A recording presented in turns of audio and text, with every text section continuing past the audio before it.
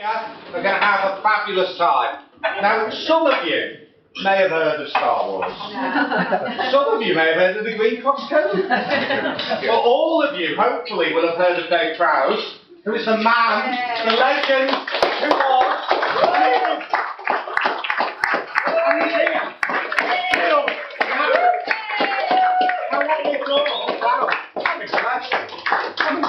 What we thought is, you might like him to tell you a little bit about himself and what he's done, and even maybe ask a question or two. Is it okay if people ask questions, Dave? Yes, of course. So, you know, what we want is you to enjoy yourselves. You've had a nice bit of food. Hopefully you will come here and eat more food. What's the food? Not brilliant. Do come in, guys. We haven't started yet. After a career which has lasted about 50 years, I'm now regarded as the ultimate screen villain of all time, which I think is a rather nice accolade to have.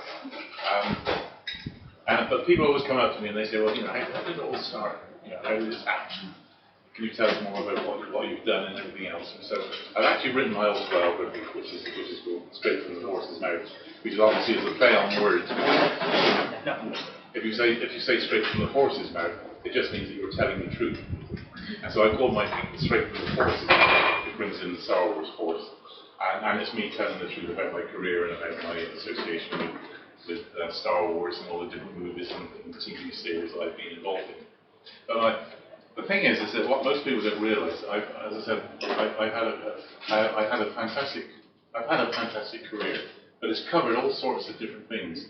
I started out, if I can go way back, start right from the very beginning.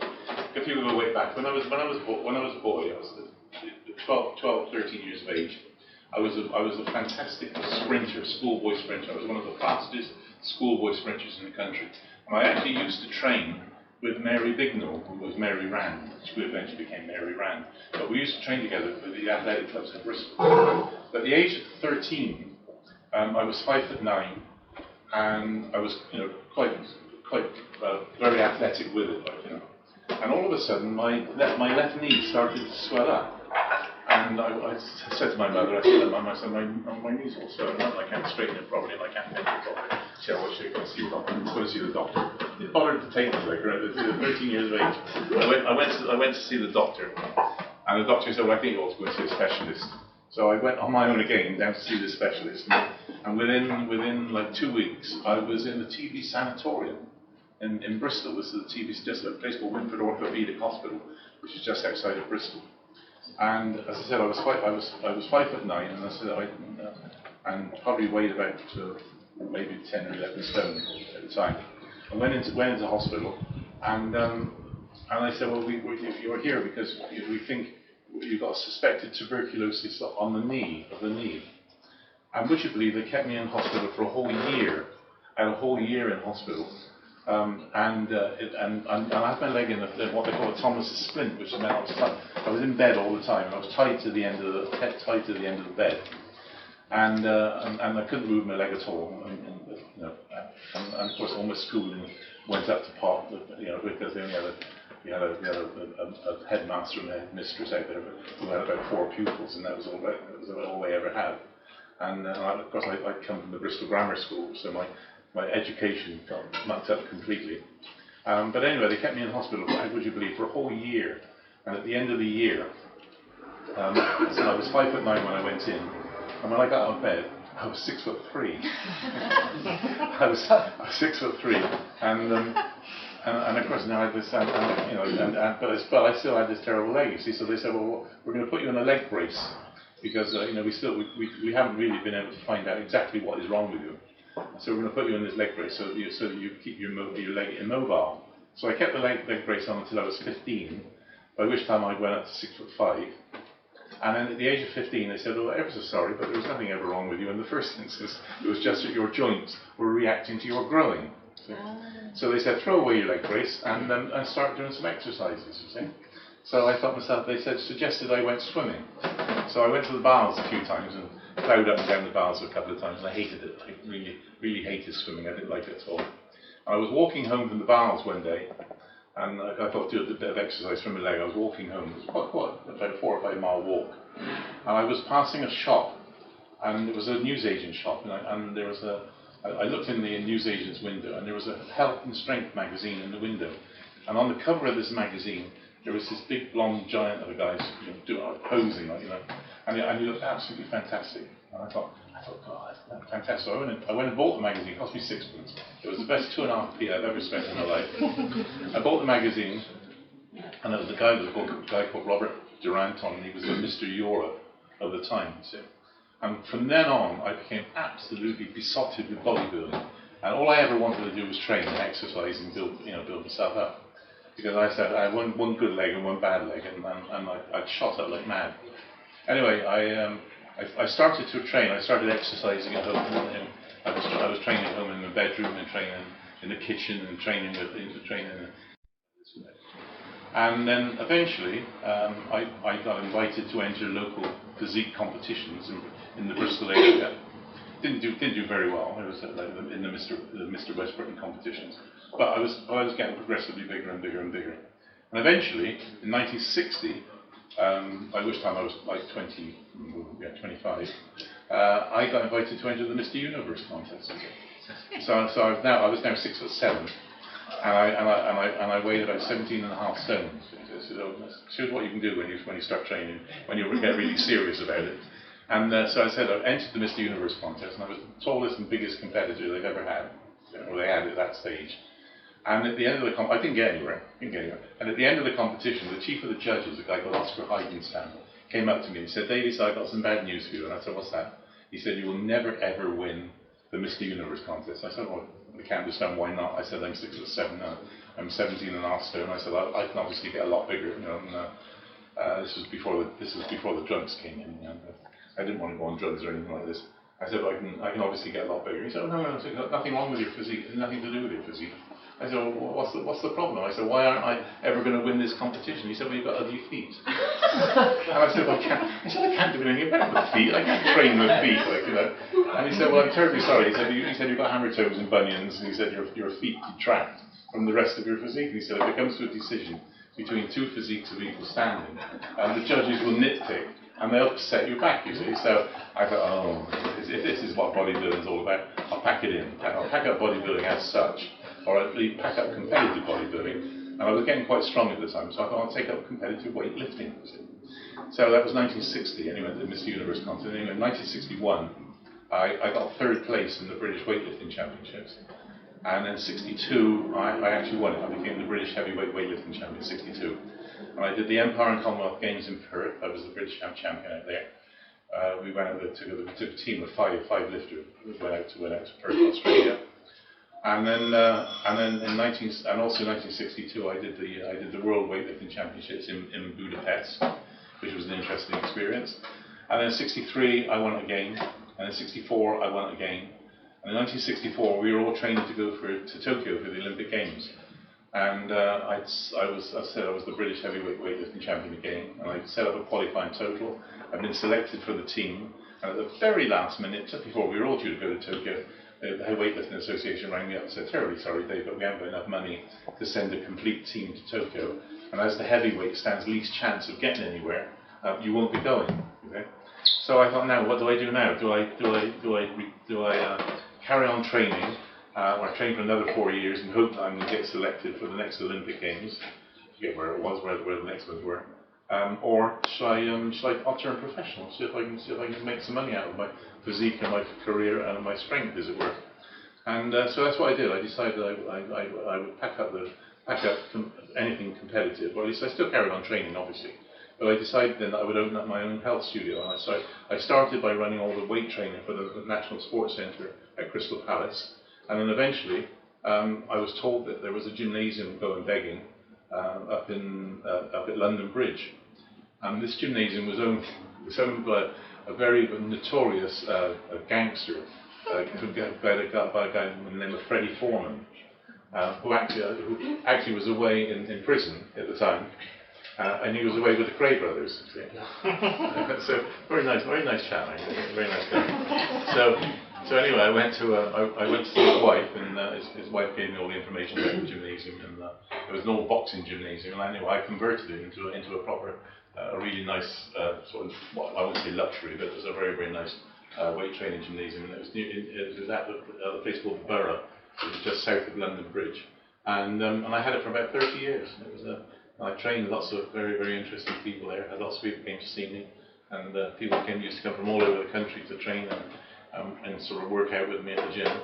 Anyway, when I was around about this time also, when I was opening the gym, I just really didn't know what to do. I turned professional, and I thought to myself, well, how do I make money now? Rather I just don't want to have just a gymnasium and rely on the gymnasium money. I've got to earn. So at the time, I got offered a job with an American weightlifting company, and I left Bristol and came up to London to work, and worked for this American weight training company, and it was a terrible, terrible job, and a terrible company to work for. But one day, I was their European sales manager, and one day I called on a gymnasium up in London, and the proprietor of the gymnasium said to me, he said, look Dave, he said, if ever there was any work in show business, would you be interested? And at that time I didn't realise, or I didn't know, that this gymnasium owner also had a stunt agency attached to the gymnasium. And I said, I'm not an actor, I've never been an actor. I said, I don't know what to think about that. And he said, why? He said, I think there could be a niche for you somewhere in show business. I said, well, what do you mean? He said, we run an agency called Tough Guys. He said, we're always getting requests for TV and stage plays and films and things like this for tough guys, for this, for like villains and hoods and gangsters and things like this. He said, and the only choice we have, he said, we either get boxers or ex-boxers or ex-wrestlers. He said, and every boxer that turns up is like this. He said, and every wrestler turns up and he's like this. He said, you've come along. He said, and you're 6'7". He said, you've got a nice physique. He said, and you're reasonably good looking. He said, you could fill a little niche in show business. So I said, I've never acted. I said, but if there's any possibilities of doing something, I'd be most interested. So anyway, I didn't think any more about it. And one day I got a phone call from this agent guy, a guy called Rude Martin. And he said, Dave, can you get around to the Mermaid Theatre? He said, they're looking for somebody like you see. So I chased around to the Mermaid Theatre, which was run by Bernard Miles, or eventually became Sir Bernard Miles. And I said to him, I understand you wish to see me. He said, yes. He said, we're doing a play here called Don't Let Summer Come. And he said, the big finale of the play is that there was a three-hander with Kenneth Griffith, the little Welsh actor, and two girls, Liz Fraser and Caroline Mortimer, two very famous actresses. And so the big finale of the play is that Kenneth is led on a bed and he's all wrapped up in red velvet and he's waiting for death to take him away. You see, he's submitting to death by the girls have got him so badly damned. He's submitting to death and he's waiting for death to take him away. He said, what it is. He said, we've been trying to get him to rise up off the bed. And he said, we've been trying to do it with wires and ropes and things like this. He said, none of it has worked. And he said, we've got various strongmen in, or actors, to come in to see if they want to play the part of death. Oops.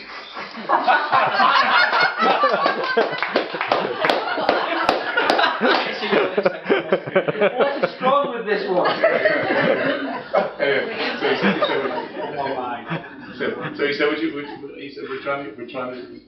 need him to levitate off the bed. So he said, do you think you can do it? Any reason why I shouldn't? So he said, we'd like to see. So I went over and picked him up and lifted him up. I said, where are you? He said, could you do that twice nightly? And I said, if you pay me enough money, I'll do it as many times a night as you like. Anyway, that got me into the acting business, and that's how my acting career started, by playing death.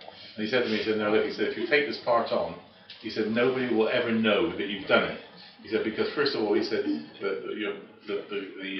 it's too late to get you into the program. The program is already printed. He said, number two, he said, you're in the very final scene of the play, and as soon as you've done your little bit, the curtain comes down. He said, and there's no chance of you taking a curtain call or anything like this. And he said, it's basically too late to do anything, So he said, nobody will ever know that you've done it. So anyway, I did this for a couple of weeks, and quite enjoyed it. And then from then on, the work started coming in. I started getting offers of all sorts of different things, of television and films, and over the years, I've done some quite interesting things. And I stayed with that particular agency for a while, and it was a tough guys agency. Then I had a couple of other agencies. Started off when we work, and I think I started actually by doing probably TV commercials. The very first one I ever did was a Kit Kat commercial. I remember doing a Kit Kat commercial, and the thing was, they wanted me to what it was, I was playing some sort of monster. It was in this Kit Kat commercial, and there was a time when people used to come knocking at your doors and say, do you use fairy snow, for instance, just soap powder? And if you could produce some fairy snow, they used to give you more fairy snow. You could give you all these gifts, And so the Kit Kat people hit on this idea of people going to people's houses, and so I was asked if I would do this Kit Kat ad. And they dressed me up in some terrible monster costume, and I went knocking at this poor lady's house, and she opens the door, and there's this terrible monster in the doorway, and she says, "Do you have a Kit Kat?" She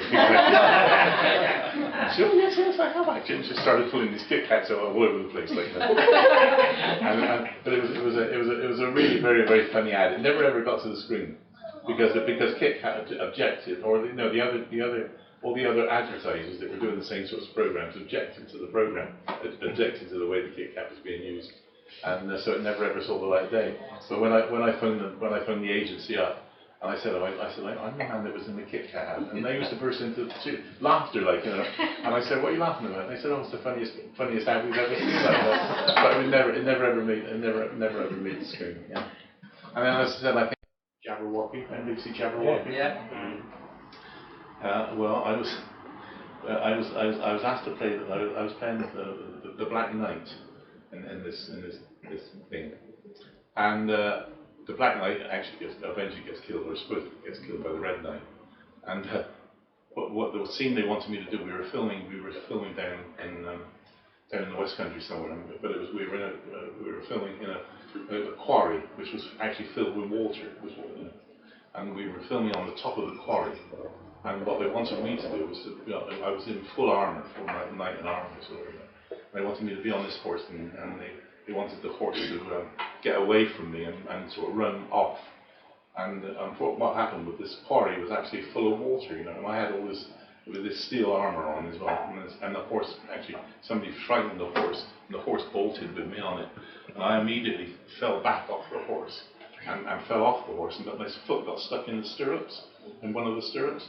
And so the horse is galloping along, and I'm being dragged along the floor, and down below me is like 50 foot of water, below him. And fortunately, we managed to stop the horse. But if it had gone much further, I could have really had it. It was a very dicey situation. Actually, one of the major films that came my way was a film called Clockwork Orange. Stanley Kubrick's Clockwork Orange. Anybody see Clockwork Orange? Yeah. Well, I got a call one day, and it was from an agent, and they said, "Stanley Kubrick would very much like to see you. Would you like to ring up and make an appointment?" So I rang up Stanley's office, and they said, "Well, yes, can you come up, say 6 o'clock in the evening, all right, to see him?" So I chased all the way up to his house. I live in South London, he lives up in North London. It was about a 2-hour journey to get to his house now. So I chased all the way up there, and got there in time to see him at 6 o'clock. I waited. About 8 o'clock came, and there was still no sign of Stanley Kubrick. 9 o'clock came, still no sign of him. Then a message came through and said, "Terribly sorry, Mr. Kubrick has been detained on set." This is when they were on Clockwork Orange. So he's been detained on set, and apologises, and he says, "Can you make another appointment?" So they made another appointment for the following day. Exactly the same thing happened. I went all the way out there. I waited. And they became very apologetic again, said, "Sorry that Mr. Kubrick has been detained on set again." So he said, "Can you make another appointment at your convenience?" I thought, that's so I thought, but the only time he's not going to be working is 6 o'clock on a Sunday night. So he won't be going to church or anything like this. So And the appointment was waiting for me to go and see him. And lo and behold, 6 o'clock, there he was waiting for me, like, you know.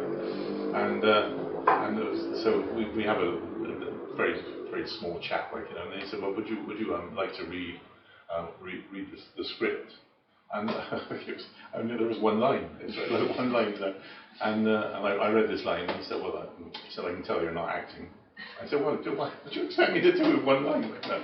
And anyway, they offered me the role of this character in Clockwork Orange, but they didn't tell me at the time how strenuous the job was going to be, because I had two really big scenes in the movie. One was the first one where I carried Alex, who was Malcolm McDowell, down 3 flights of stairs, and hold him in a long dialogue scene at the bottom of the stairs. And then the writer, who was played by Patrick McGee, says, you know, go and put him in the bath, and I had to turn around and run up 3 flights of stairs and stick him in the bath, you see. And we did this non-stop for a whole day, non-stop. So it was up, down, up, down, up, down, up, down. And I finished the day, I could hardly move my arms. I was so absolutely knackered. You couldn't bend my arms and straighten them properly. And then I had a couple of days off, and Stanley rings me up, and he said, oh, we're doing your next scene. I said, what is it? And he said, well, it's the scene where you carry Patrick McGee down the stairs in his wheelchair. I said, hang on a minute. I said, whoa, stop. I said, look, your name's not One Take Kubrick, is it? And everybody went, oh my God, you told him One Take Kubrick, like, and everybody thought I was going to get the sack immediately, like, you know. Anyway, he turned around and said, he smiled, he said, laugh, he said, we'll do it as quick as we can. And I think we shot it in about five goes, like, it took about 5 goes to do it.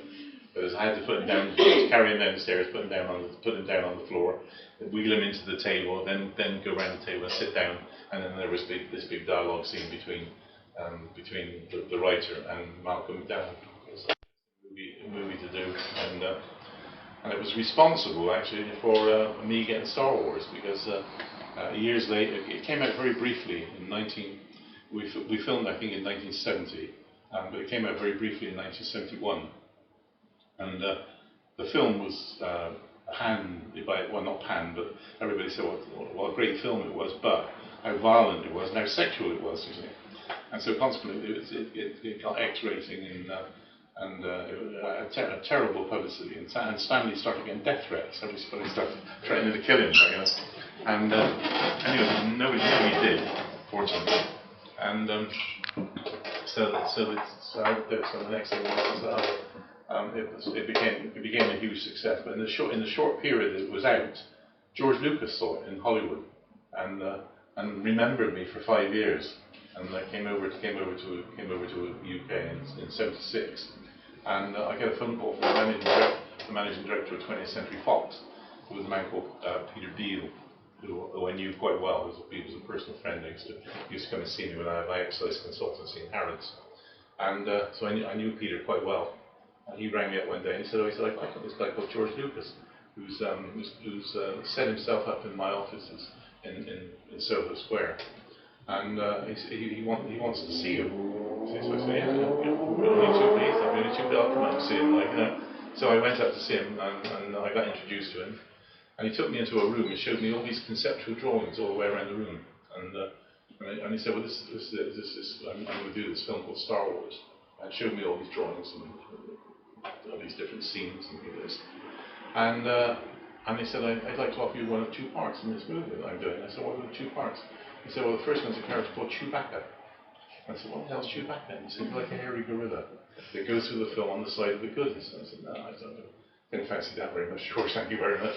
I said, what's the other part? He said, well, the other one's the big villain of the film. I said, don't say any more, George, I like the villains. I like the villains part. He said, well, tell me for why.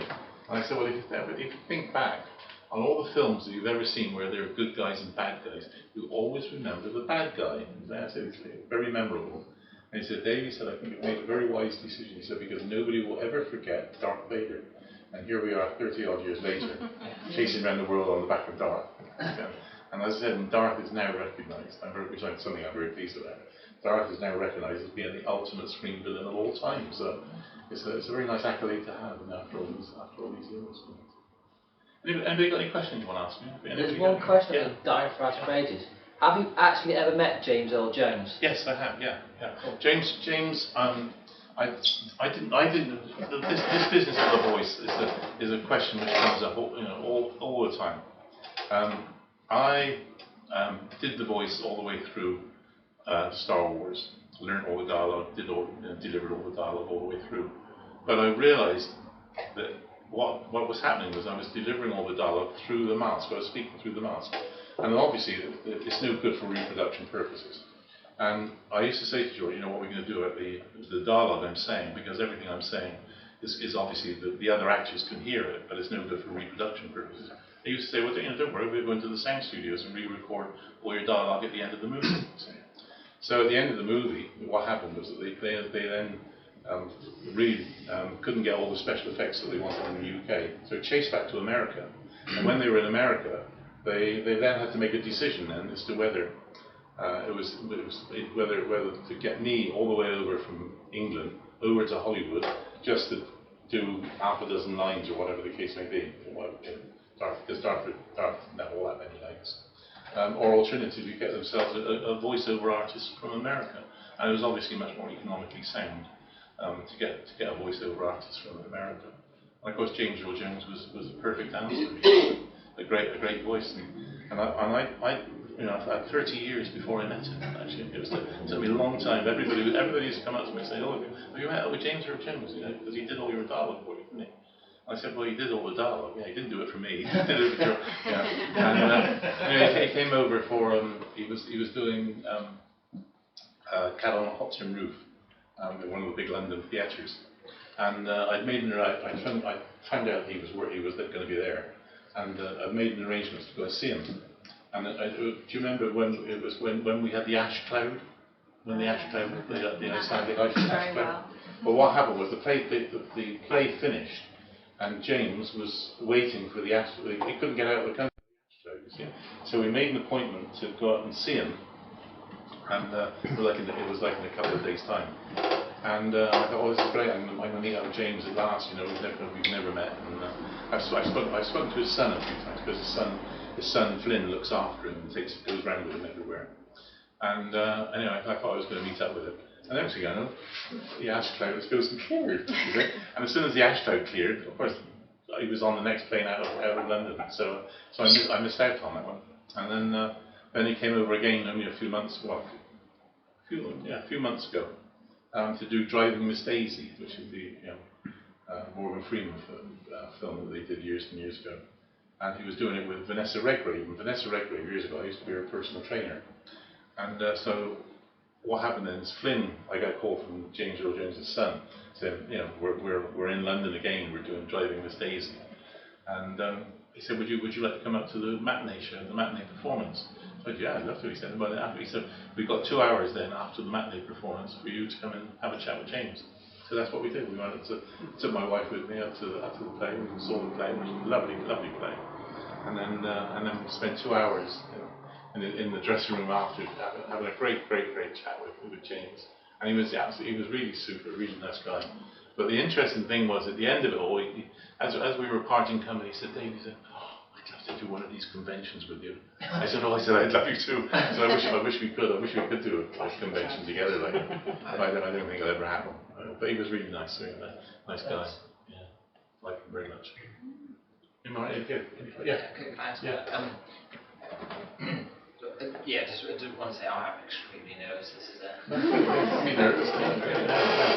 You're not as nervous as I am. It dawned on me how much of an impact that Star Wars as a film and obviously Darth Vader as a character, and I've done since watched the videos. And I think the amalgamation of your body movements, and you say that in some films that you've done where, in Star Wars where you had no facial expression. Yeah, facial expressions to portray. So the body movements, I think that's a very strong part of the character. And with James Earl Jones' voice and how cold it was, how coldly it was delivered, because it was just with a microphone, no real sort of perception of how. They had no angle of delivery, and I think all those things together made an amazing character. It's not really a question, is it? I think I just wanted to say. question. No, it's not. No, it's nice because you led into something which I thought about just now. It's like when you're inside that suit. As I said, you've got no facial expression at all, and of course you know damn well the dialogue that you're using is probably not going to be used anyway. What you're saying. But the thing is that from being a bodybuilder, one of the things you learn when you're a bodybuilder, you learn how to express yourself with your body, as it were, because you enter these competitions and you have like 2 or 3 minutes to stand up on stage and pose, and you go through all the voice bit, all these different things, and I think when you come to do a role where you're totally clad, from head to foot, and you're playing monsters or creatures and things like that, all your bodybuilding experience of posing all comes into play. Yeah. It worked fantastically. Yeah. It was so menacing. It was so meant. Thank you. You've got a very unique viewpoint in terms of the suit. Everybody looks at the suit as being black and menacing. How comfortable was it? Well, it was made to measure. That was the big and thing. The face mask and that, was it actually easy to wear, or was it pain to wear? All of it was. The suit was made to measure, so that was very, very comfortable. The thing is molded to it's not molded to your face, but it's a pretty good fit. But the major thing, with doing something in a mask like this is you have to be very, very confident within it. And so with the suit, as I said, it was all made to measure. But it's the body gesture in the morning. And you used to put the trousers and the boots and a t-shirt and stay like that as long as you possibly could. And then what they used to do, they used to call you for a rehearsal. And then you used to put the upper part of the suit. But the thing to do was to stay out of the cape and also the helmet and the mask as long as you possibly could. Right? So you used to rehearse with the suit so far, as it were. And then they used to turn around and say, well, now we want to film a rehearsal. So then you had to start putting the rest of the costume on. And then eventually they would film properly. Then of course you had to like a countdown basically. You sweat buckets in it. It was good. I said, especially as I said, we filmed during that very, very hot summer of '76. But it was an interesting experience. Yeah. So how long did it take to make the film? How long? They take the filming part was probably about 4 to 6 months to do the film. They probably cut it down a little bit on the second and third, because Empire was directed by Aaron Kirshner. The third one was directed by Richard Markland. Well, they cut it down a bit further as we went along. And I had an agent at the time whose husband actually worked for a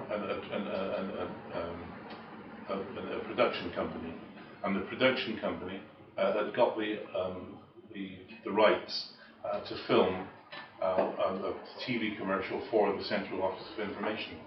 And so he got in touch with his wife, who was my agent, and said, look, we're looking for this really big guy to play a Superman type character in this children's series of TV commercials. And she said, do you think Dave would be interested? And of course I jumped at it, and I said, yeah, I'd be only too pleased. Anyway, what happened then is we did. As I said, when we started on the campaign, was the road accident figures were running, as I said, at 40,000 children a year. And I did it from 1976. I got the job exactly the same time as I got Star Wars. And the campaign ran exactly the same from 76 right through until 80. And in that 5-year period, we did 3 television commercials a year. So we did 15 television commercials for the campaign. And basically the drift of the campaign was it was to get the kids to understand the problems of the traffic on the roads and so on and so forth, and how to stand near the edge of the curve and not stand in the road and things like this. And we had all these different, each of these television commercials said something slightly different in the commercial as far as children learning how to cross the roads. And but it was hugely successful. So when we started the campaign, the road safety figures were running at 40,000. When we finished the campaign, we'd halved the road accident figures in Great Britain. We got them down to 20,000. It was a tremendous campaign. And then in the year 2000, I was awarded the MBE from the Queen. So I'm now a member of the Order of the British Empire. I remember the order, and I went to Buckingham Palace and got my medal from the Queen, which was very nice. That was for services to road safety and charity. I'm also involved with various charities in Great Britain. I work on behalf of what they call the Urology Foundation. I work on just recently I became the face of the Prostate Cancer Awareness Month. Because I had prostate cancer early and got over it, fortunately. And now I do a lot of work trying to get men to get themselves tested on a regular basis for prostate cancer problems, because it's so easily detectable and it's so easily treatable. But if you don't treat it, it goes too far and it'll kill you. And so that's one of the messages we try to get over to all the fellas in the country, as it were. My brother had prostate cancer before me, which is how I came to get involved. My brother had it. My brother went to he had a bladder problem, which is what Duke of Edinburgh's got at the moment, actually. And he went to see his doctor, and the doctor said it's very unusual for men to have a bladder problem. It's like a woman's problem, but so men don't get it very often. And so he said it's very unusual. He said I think you ought to go and get yourself get a blood test done. And he had the blood test done, and it came back as he was positive for prostate cancer. And so as soon as he had it, as soon as I knew he had it, and he got treated and got over it, I went to my doctor and I said, do me a favour. I said, did you think you could let me give me a chit to get a blood test done? And they said, what for? And I said, well, it's prostate cancer. And he said, yeah, I'll give you a chit. And so I had this thing done. I'm not thinking there was anything wrong with me whatsoever. I had no inkling that there was anything wrong. And next thing I know, it's come back and they said, oh, the results were positive. And can you come in for a biopsy? So I went in for a biopsy, and they took 10 samples or something like this. It's very interesting how they do it. I can't explain it. It's a bit embarrassing to explain how they do it. But anyway, they took these. Just watch Family Guy. Yeah. Anyway, they took these samples, and about 9 of them came back positive. And so they said, well, "Sorry, mate, but you've got it." And so they said, "How do you want to treat it?" So I opted to go for the radiotherapy. I had 6 weeks, I think it was 6 or 8 weeks of radiotherapy treatment, and then completely cleared. Yeah. But as I said, it's one of these things where if you catch it early, it's curable. If you don't catch it, you leave it and let it go on, and hope that it's not going to affect you, then unfortunately it will kill you. So all you fellas, get yourself seen to. Get yourself tested. Yeah. Dave, there's another. I did quite an interesting film called Black Snake with Russ Meyer, a very famous sort of sex film director over in America. And I did this film out of Barbados, with him. And what happened was that the film Star Wars, we filmed Star Wars, and the film came out in America ages before it came out over in the UK. And we were getting all these reports coming over saying what a fantastic movie the Star Wars thing was. And the people were sort of queuing up and sort of going into the cinema and staying in there for 3 or 4 days and not coming out and seeing the film time and time again, And then all the publicity that was coming over was saying what an amazing movie it was. And we didn't see any of it at all. And then eventually we had a press showing with the press, and the cinema was full, obviously, because everybody brought their friends and everybody else. And I always remember the very first scene when the ship comes from behind you and goes into the screen, and there's all these hard-bitten press people in there, and they're all standing up and applauding. It was an amazing scene. No, I think we were waiting for it for so long to come over.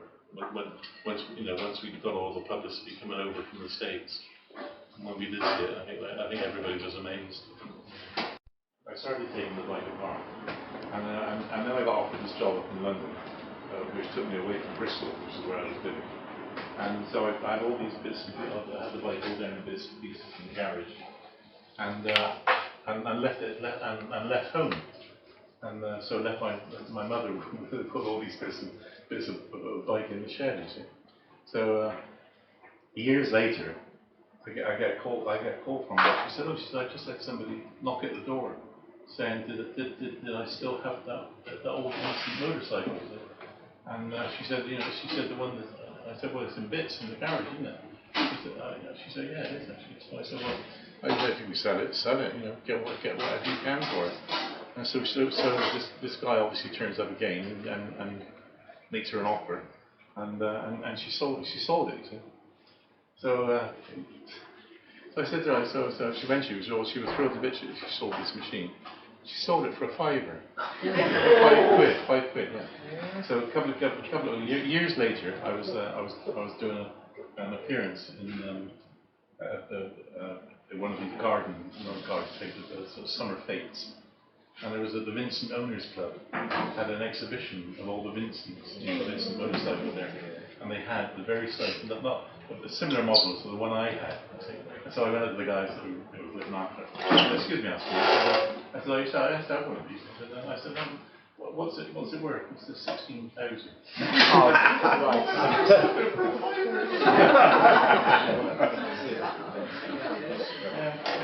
Yeah.